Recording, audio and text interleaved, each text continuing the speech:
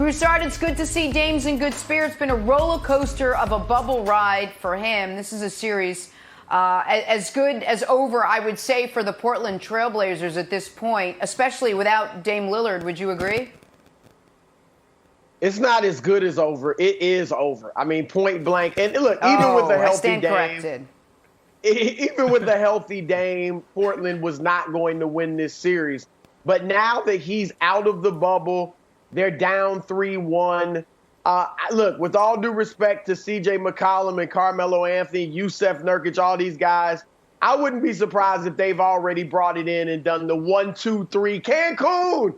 I mean, this is they're going to have to fight against human nature. Look, we know the bubble has mentally been tough on all of these guys. And so now that you're down 3-1 without your best player, they are really going to have to fight hard to avoid the natural human instinct to kind of wrap it up. And so I think it's going to be tough for them to bring their A game. And even if they do bring their A game without Dame, it's just not going to be enough. They're done. And listen, I would go, I'm going to talk about this from the Lakers' perspective, Wilds, which is what is the path I was rooting for the Lakers? The toughest possible path, right? That's true. And part of that was rooting for Portland to prepare them for Houston. Now, Houston all of a sudden has its hands full with OKC, but I still believe Houston is going to win that series. And I do think there's an element for the Lakers that this is bad for them. If Dame played or not, they were not blowing a 3-1 lead. But think about the circumstances now. Wednesday's game was, when did they last play? Monday. They last played Monday. Monday's game was over, midway through the second quarter? Yeah. So they don't even have to be locked in for a full 48 Monday. Then Wednesday's game gets delayed. They're not going to actually play until probably Saturday, as Jenna mentioned, at the earliest. They are going to be able to go through the motions entirely and win that game. Then they'll have a few more days off to get ready because Houston and OKC is going to go longer.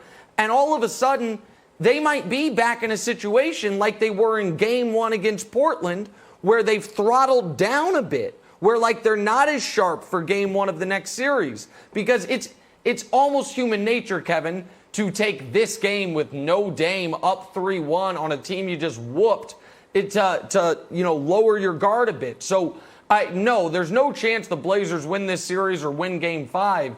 But I do think that, oddly, it actually is not the best prep for what they have coming up against Houston in the next round. Yeah, I know that was one of the theories on why the Bucks lost to the Magic. When the Bucks looked across the court and said, no, Aaron Gordon will roll, you end up losing. So I could see the Blazers having a competitive game. For me, it's win-win. If it's competitive, I'd say great. We get to Broussard, your pick of Lakers in 6 is okay. It won't be Lakers in 5. You win.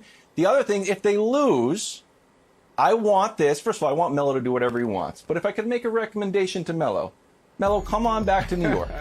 Come on back to New York. New York. You get us to the playoffs. You can mentor. You can mentor the young team, and we can give you your flowers. Here's Melo. He can still play and contribute to a playoff team. He averaged 15 points, 6 rebounds, shot 42%, 38% from 3. The Knicks have the fifth youngest team, a little bit under 25. So you can mentor those guys. So I hope the Blazers win. But if they lose, I'd like to see Melo suit up in a Knicks uniform. And who was his old agent, Broussard? Do you remember? Broussard, who was his old agent? Leon Rose. So Leon Rose was the president of the Knicks. So I don't even know if it's considered tampering if you just text your buddy. Perfectly. Oh, I know. Hold on, Brandon. Brandon, you said we're missing it. What are we missing? Yeah, I'm just sitting back listening to you guys, and it baffles me that how far off you are. Collectively, and I'm throwing Jenna in here as well because I'm sure her take is that it's over. Yeah, I'm throwing her in there as well. I said it's good as over, by the way, guys. Okay. Correct. You guys have been covering sports for collectively over 100 years. And if you guys know anything, you guys know Come on. the emotional toil on some players and some teams. These guys were the ones that walked out of the meeting. Do they even want to be here? Right? Like, to me, I think they're going to play well. But do they have a chance? Absolutely. The Portland Trail Blazers, they're looking at this as an opportunity for them to steal a game. Now, will they win the series? Probably not. But you got to think about this restart for LeBron James and his team that walked out, said, we don't want to continue anymore. So, of course, they have a chance. Guys? All right, listen, I get that take, and I respect it. But I'm coming from a perspective, I thought the Blazers had no chance if Dame was playing. And I do think Broussard's point that do these guys really want to extend their stay in the bubble by a couple of days? They thought they were getting to go home Thursday morning. Then the whole world stops, and now it's like, wait, we got to stay here even more days? I don't even know if they're incentivized for it. But, Broussard, I want to ask you something. Because one thing for the Lakers that, maybe Rondo gets back on the court because his hand's better and he was dealing with back spasms. Oh, yeah. But the other thing that's been interesting to me is, now listen, I advocated they sign JR over Dion months ago before the pandemic hit. They ended up signing Dion. They get JR only once Avery opts out and Rondo gets hurt. The way they have just decided after it didn't look like this in the seeding games that JR is ahead of Dion in the rotation, that Dion is basically a man that only plays in blowouts, has been really surprising to me because he did add, even though he stresses me out, a little scoring punch off the bench. I do think Vogel hasn't quite figured out what his playoff rotation is yet. And again, I don't know if you're going to be able to do that in a game. I expect you to be winning by double digits throughout. But to me, that's something the Lakers need to work on, Broussard. No, I agree. I definitely don't think their full rotation is set. And then, like you said, you've got Rondo coming into the mix at some point soon. I was not surprised he went to JR just because they were so desperate for shooting.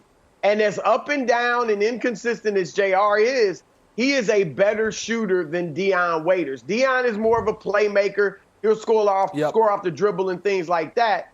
But JR, we all know, and I even said it as lukewarm as I was on the signing, I said, look, he'll have a moment or two, where he gets hot. That's right. And he hits threes. That's what he does. And I think that's what Frank Vogel was searching for. So you're right. I mean, I don't see Portland putting up a fight. I know what Brandon said, but they're done. They're gone. And I don't know if JR Brandon, will get to really, for the record, play with. They're as good as done, not done. Thanks for watching. Subscribe here to get the latest from the show. Also, be sure to check out more of the best clips from First Things First, or go watch a few segments from our other shows on FS1.